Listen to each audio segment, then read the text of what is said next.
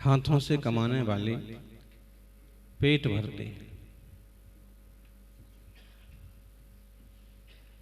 हाथों से कमाने वाले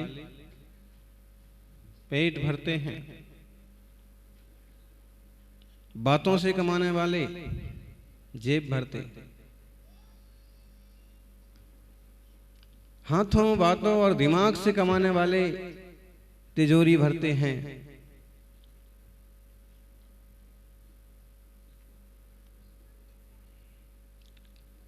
लेकिन धर्म ध्यान से कमाने वाले मोक्ष लक्ष्मी तक भरते हैं। लोग सोचते हैं कि कमाओ कमाओ कमाओ, और कमाने के लिए कुछ भी पुरुषार्थ करते हैं, लेकिन जो केवल हाथों से कमाते हैं वो उतना ही कमा पाते हैं कि परिवार चल पाए, पेट भर पाए। लेकिन उसके आगे जो बातों से कमाते हैं, दिमाग से कमाते हैं, वो ज्यादा कमा लेते हैं। दो भाई हैं, एक पढ़ लिख करके सीए बन गया है और एक नहीं बना है। उनकी कमाने का डिफरेंस देखिए आप। एक पंडित जी बन गए हैं, एक नहीं बने हैं।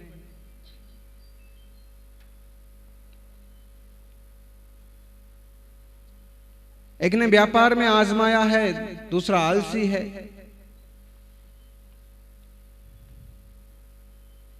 तो हाथों से कमाने वाले पेट भरते हैं, दिमाग से, बातों से कमाने वाले जेब भी भरते हैं, रुपए ज्यादा आ जाते हैं। दिल, दिमाग और बातों से कमाने वाले तिजोरियां भरते हैं। ऐसी बातें बनाने वाले ढेरों दलाल होते हैं, शेयर बाजार में तरह तरह के लोग होते हैं, तिजोरियां भरते हैं। लेकिन भक्ति, आस्था और धर्म ध्यान से कमाने वाले एक दिन मोक्ष लक्ष्मी भी भरते हैं, शुद्धात्म स्वरूप को उपलब्ध होते हैं। इसलिए धर्म से जुड़ करके कुछ भी काम करिए, धर्म से दूर रह करके नहीं। और लोग सोचते हैं कि केवल रुपए इकट्ठे करो, रुपए इकट्ठे करो करो, लेकिन एक बात ध्यान रखिए कि शुद्ध धन तो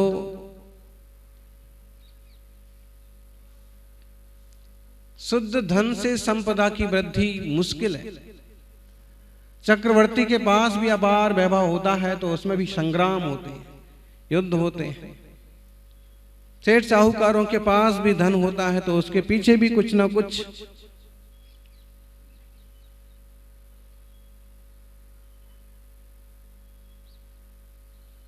आचार्य गुणभद्र कहते हैं, शुद्धै धनैर् विवर्धन्ते सतामपि न संपदा, नहीं स्वक्षाम बुभि पूर्णा कदाचिदपि सिंधवा।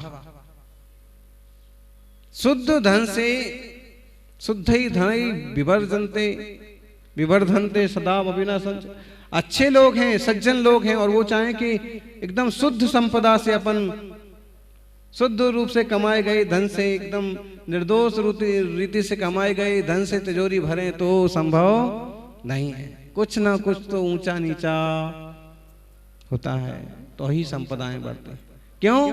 क्योंकि स्वच्छ पानी से कोई समुद्र नहीं भरे जाते हैं। समुद्र कैसे भरते हैं? सैकड़ों नदियों के पानी से समुद्र भरते हैं, और समुद्र में सब तरह का पानी आता है, नाले का भी, नाली का भी, अच्छा भी, बुरा भी, गंदा भी,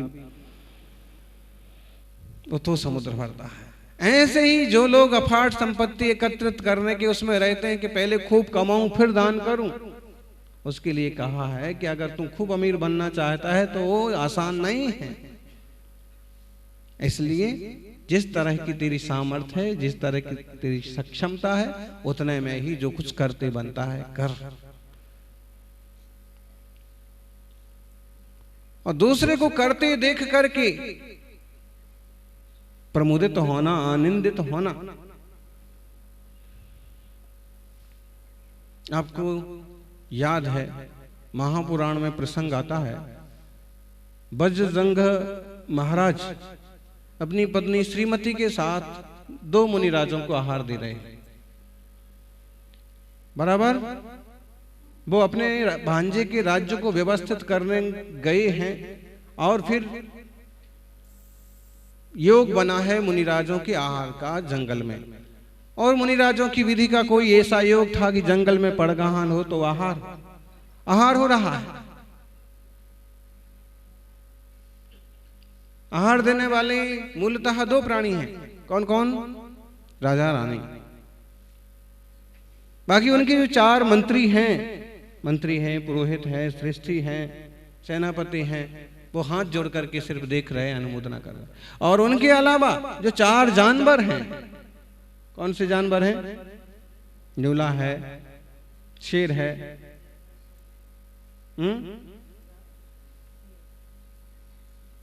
सूकर है, बानर है, वो भी पशु होकर के भी धर्म की, दान की अनुमोदना कर रहे हैं। और उसका फल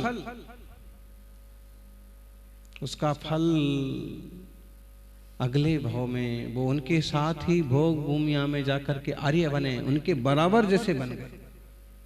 उसके बाद स्वर्ग गए और उसके बाद फिर वहां आगे के भाव बदलते गए। और जिस भाव में बज्रजंग का जीव ऋषभदेव बना, जिस भाव में श्रीमती का जीव राजा श्रेयांस बना, उस भाव में ये आठों के आठों जीव भी उनके पुत्र बने। देखिए अनुमोदनाओं परिणामों का फल। इसलिए कभी भी धर्म ध्यान का कोई काम होता है, कोई अच्छा कार्य होता है तो मन से अनुमोदना जरूर होना चाहिए। कई बार ऐसा होता है कि अगर हमें वो अमुक व्यक्ति पसंद नहीं है, संस्था पसंद नहीं है, तो हम कई बार अनुमोदना भी नहीं कर पाते। उन्होंने किया है धर्म ध्यान दान, तो हम क्या करेंगे उसमें? तो करते हैं भाई, क्या है उनका, तो क्या है, अनुमोदना करना चाहिए। कोई संयम ले रहा है, दीक्षा लेने के लिए तैयारी कर रहा है, अनुमोदना करना चाहिए। भैया बहुत अच्छा कर रहे हैं। एक बात और है, पड़ोसी का बेटा अगर संयम लेने जा रहा है, दीक्षा लेने जा रहा है, तो एक आध बार अनुमोदना कर भी देंगे, भैया बहुत अच्छा कर रहा है। और खुद का बेटा कभी जाने को तैयार हो जाए तो, लेकिन सौभाग्यशाली हैं वो माँ बाप, वो परिवार कि जिनके यहाँ जीव ऐसे उत्पन्न हो कि संयम के मार्ग में बढ़ने का सोचे। कभी किसी के संयम के भाव बन रहे हों, मंदाल सा माँ का, तो जिन्हें हम कुंद कुंद स्वामी की माँ कहते हैं, कि लोरियां भी ये सुनाती थी कि बेटा तू शुद्ध है, बुद्ध है, तू भगवान है, तू भगवान बनना, तू मुनि बनना। ऐसे ओ माँ ऐसी माँ थी कि अपने बेटों को ये संस्कार देती कि केवल देह दृष्टि मत रखना, तो चैतन्य प्रभु आत्मा है। ऐसे संस्कार देती है, ऐसा दूध पिलाते ही हुए ऐसे गीत गाती।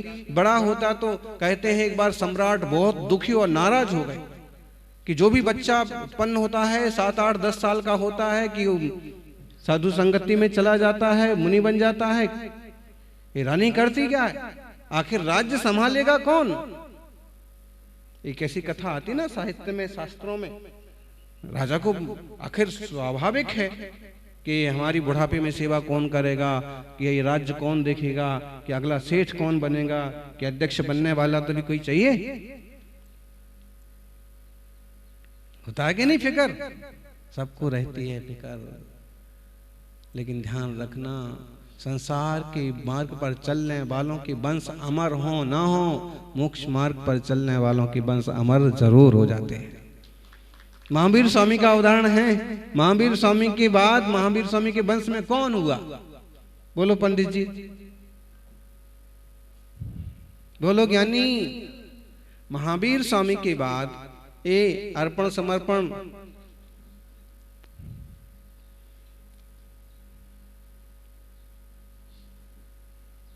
बोलो।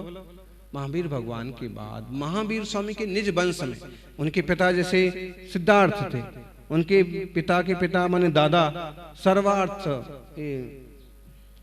से, और उनके दादा थे, उनकी पूरी पीढ़ी थी, परंपरा थी। महावीर स्वामी के बाद कौन था? उनका पुत्र कौन था? कुछ लोग हैं जो मानते हैं कि उनने शादी की थी, बेटी हुई थी, ये ढिमका हुआ था, लेकिन बाल ब्रह्मचारी थे, परम पवित्र आत्मा थे। और उनने संसार के दलदल में प्रवेश करना उचित नहीं समझा, उनका कोई वंश नहीं था आगे। लेकिन महावीर स्वामी के समकालीन राजाओं में कोई ऐसा वंश परंपरा का आप नाम बता सकते हो जो आज भी याद किया जाता हो, कि आज भी हो? कोई नहीं है। लेकिन महावीर स्वामी का नाम आज भी सारी दुनिया लेती है। सिद्धार्थ का वंश आज भी याद किया जाता है। कौन से गोत्र के थे, कौन से कुल के हैं? महावीर स्वामी। यूं तो एक छाकू कुल की शाखा उपशाखाएं ही हो जाती हैं, उनके ऋषभदेव के और भरत चक्रवर्ती के अनुमोदन से ही सारे आगे आगे के वंश बने। लेकिन महावीर स्वामी का वंश ज्ञात्रीपुत्र, नाथ वंश ऐसा, या काश्यप गोत्र। तो देखिए, इकलौते बेटे हैं, फिर भी इस मार्ग में बड़े और वो करिश्मा किया। आज सारी दुनिया उनके सिद्धांतों पर चलना पसंद करती है और बड़े से बड़े राष्ट्राध्यक्ष, राष्ट्रपति बोलते हैं कि दुनिया में, विश्व में शांति के लिए महावीर स्वामी के अलावा कोई रास्ता, सत्य, अहिंसा, सदाचार का, मैत्री भाव का, अनेकांतवाद का जो रास्ता उन्होंने बताया। इसलिए कोई संयम के पथ पर बड़े अनुमोद ना करना, जो बड़े हैं उनकी सेवा करना, शुश्रूषा करना। क्यों? ये जीव अपना संसार मिटाने के लिए जा रहे हैं। आप संसार में धन बढ़ाएंगे, कितना धन बढ़ा लेंगे बोलो? कितनी नेट वर्थ हो जाएगी और कितना अरबपति हो जाएंगे? बिल गेट्स जैसे लोग भी हैं कि जिनने अमेरिका की आधी जमीन दबा रखी है, जिनने अनेक देशों में अपने फार्म हाउस, अपने कृषि कर्म उद्योग चला रखे हैं, इतना सब कुछ है, लेकिन खुद की पत्नी से तलाक हो रहा है। तो ये धन, ये संपत्ति किस चीज, किस काम की है? आदमी जिस लालच के पीछे, ये बात आप कहोगे महाराज जी ऐसी बात कर रहे, सुबह तो आप कह रहे थे कि बहुत अच्छा है, इन्होंने बहुत अच्छा किया, पहली सलाह ले ली, इसलिए तो उसकी प्रशंसा की गई है। और भी तो वैसे 10 लोग बैठे थे, उनके लिए क्यों नहीं कहा कि इनने बहुत अच्छा किया? उसके पास पुरुषार्थ से, भाग्य से आया और उसने धर्म ध्यान में लगाने का मन बनाया, इसलिए उसकी प्रशंसा की गई। अभी तक वही आदमी पीछे बैठा था, लेकिन जैसे ही उसने कुछ दान, कोई तृष्णा का त्याग किया, लोभ का त्याग किया कि मैं इतना अर्पित करता हूं, वहीं उसको आगे बुला करके, भाई इन्होंने ऐसा काम किया है। क्यों? उसके लालच की नहीं प्रशंसा हो रही है, लालच का सम्मान नहीं हो रहा है, सम्मान हो रहा है उसके लोभ के त्याग। उसने अपने बाजुओं से कमाया है, पुरुषार्थ से कमाया है, दान कर रहा है। एक विषय वो अलग हो रहा है, लेकिन ये बात भी समझ के चलिए कि वैसे जैसे वह है ऐसे बहुत लोग हैं, और केवल इकट्ठा करते जाएंगे, इकट्ठा करते जाएंगे, वो प्रशंसा के पात्र बनेंगे? नहीं बनेंगे। सागर भरते भरते खारे तो हो जाते हैं, लेकिन किसी के पीने के काम नहीं आते। मुंबई में हम लोग सागर किनारे गए, एक प्रवचन भी हुआ था, गोरेगांव से गए थे, जो चौपाटी पर प्रवचन भी हुआ था, समुद्र में ही बैठ करके। तो जब बैठे थे,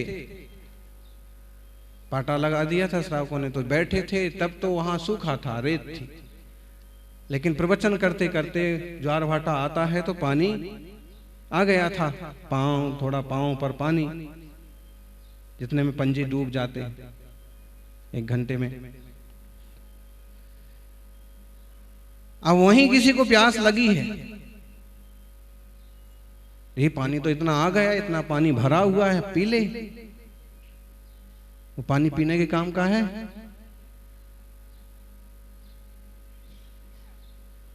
खारा है, कड़वा है, पीने के काम नहीं है। तो इतना सारा, लेकिन किस काम का है? ऐसे भी ढेरों लोग हैं, है तो इतना सारा, लेकिन किस काम का है और किसके काम का है? कई बार उनके बेटे पोतों को भी उपलब्ध नहीं हो पाता।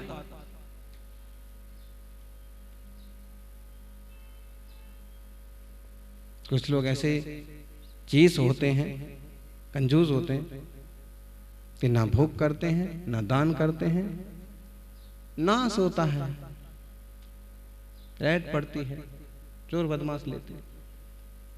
जिनके पास है उन्हें लुटाना चाहिए, उनके पास पानी है, दूसरों को देखेंगे तो समझ लीजिए कि पीने जैसा हुआ, दूसरे के काम आएगा। और केवल इकट्ठा करते जाएंगे तो समुद्र के पास कितना है, लेकिन शुद्ध धन से समुद्र नहीं भरा करते हैं, और केवल शुद्ध धन से भी कोई बहुत अमीर नहीं बनता, थोड़ा ऊंचा नीचा तो होता ही है। सज्जनों को भी कुछ ना कुछ ऊंचा नीचा करना पड़ता है। तो कहना ये चाहते हैं कि ज्ञानी इस तरह का लोभ लालच ज्यादा मत बढ़ाओ, सहजता से जीवन जियो। और अगर कोई धर्म ध्यान करता है, दान करता है तो अनुमोदना करो, संयम लेता है तो अनुमोदना करो, समाधि लेता है तो अनुमोदना करो। लेकिन इसका विरोध करने वाले भी पैदा हो जाते हैं कि गलत हो रहा है, ऐसा थोड़ी होता है। पिछले दिनों कोर्ट में मामला चला था कि समाधि करना और संथारा लेना और ये तो आत्महत्या है। फिर बाद में जैन लोगों ने, जैन समाज ने स्पष्ट किया कि विचारणा है, बहुत अच्छी धारणा है कि जब मरना ही है तो शांति से क्यों ना मरा जाए। बहुत प्राचीन पद्धति है, परंपरा है, और इसमें जबरदस्ती नहीं मरा जाता है, इसमें एक विधि है। तो मना करने वाले तो 100 लोग इकट्ठे हो गए, लेकिन अनुमोदना करने वाले बहुत कम लोग मिल पाते। हम अच्छे कामों की, धर्म ध्यान की अनुमोदना करें।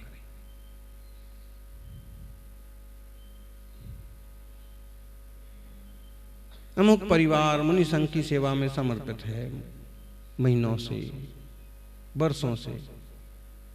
सहज रूप से भाव आता है कि धन है,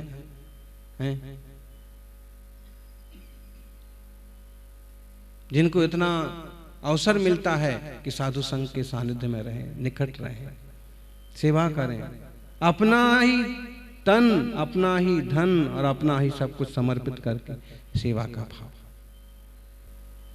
एक माँ ने अनेक अनेक पुत्रों को जब लगा दिया सन्मार्ग पर तो राजा को चिंता हुई, और राजा ने अब की बार पूरी व्यवस्था, अब की बार इस बच्चे को राजा ही बनाना है, साधु नहीं बनाना। पूरी देख रेख में बच्चे का जन्म कराया, और जैसे ही जन्म हुआ तो नन्हे से बच्चे को किसी धाय को सौंप करके उसका अलग से पालन कराया। अब बताइए माँ को कितनी वेदना होगी। लेकिन सम्राट भी क्या, उसकी भी अपनी मजबूरी, माँ के दर्शन ही नहीं होने दिए। धीरे धीरे बड़ा हो गया। एक दिन ऐसा अवसर आया कि वो सचमुच युवराज बन गया। युद्ध का अवसर आया तो सम्राट ने कहा कि हाँ, तुम आग्रह करते हो तो ठीक है, तुम युद्ध के लिए जा सकते। उसने कहा युद्ध के जाने के पहले मैं अपनी माँ का दर्शन कर लेना चाहता, क्योंकि अंदाज ख्याल तो है ही कि माँ है। जब माँ के पास गया तो फिर माँ ने एक चिट्ठी दी उसको कि अगर कभी कोई दिक्कत में पड़ जाए तो इस चिट्ठी को जरूर पढ़ना है। छोटी सी चिट्ठी, छोटा सा संदेश। और युद्ध के मैदान में कुछ परिस्थितियां ऐसी बिगड़ गई कि उसने उस पर मंथन किया। उसमें बस शुद्धो से बुद्धो से निरंजनों से, वो चैतन्य आत्मा है, प्रभु आत्मा है। मेरे माँ बाप का संबंध तो एक संबंध है, आत्मा तो शाश्वत है। और उस संदेश के बल पर युद्ध के मैदान में भी वैराग्य के मार्ग पर चला गया और तपस्वी बन के